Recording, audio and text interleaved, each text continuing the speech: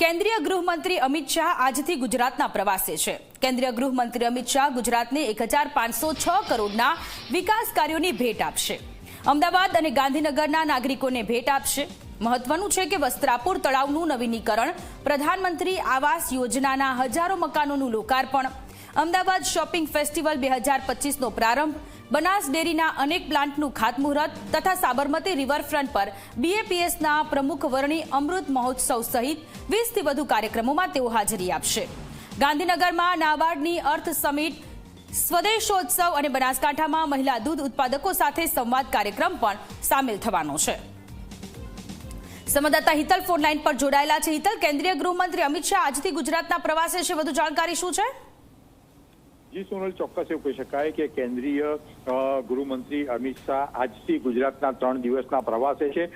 તેમના કાર્યક્રમ અંતર્ગત જોવા જઈએ તો સીધી રીતે તેઓ શુક્રવારે એટલે કે આજે 11 જેટલા વિવિધ કાર્યક્રમોમાં હાજરી આપશે। અમદાવાદ, ગાંધીનગરમાં 3 કાર્યક્રમોમાં તેઓ સંબોધન એટલે કે જાહેર સભાને પણ સંબોધન કરશે। સ્વાભાવિક છે કે સ્વદેશી જાગરણ મંચ દ્વારા આયોજિત સ્વદેશી ઉત્સવનું ઉદ્ઘાટન સમારંભમાં તેઓ હાજરી આપશે।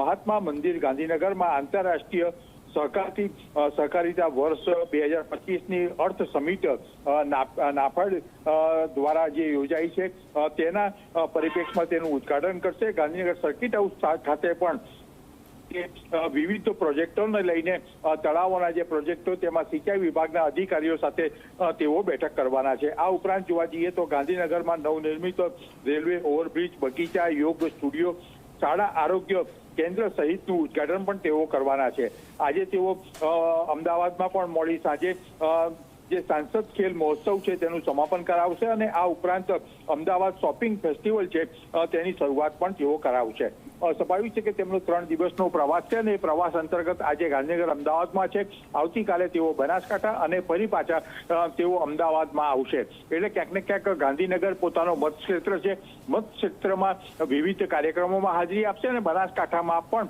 વિવિધ કાર્યક્રમો અંતર્ગત તેઓ હાજર રહીને ગુજરાતને 1000 કરોડથી વધારના વિકાસ કામોનું લોકાર્પણ પણ તેઓ કરશે। જી જી, આભાર તમામ વિગતો માટે।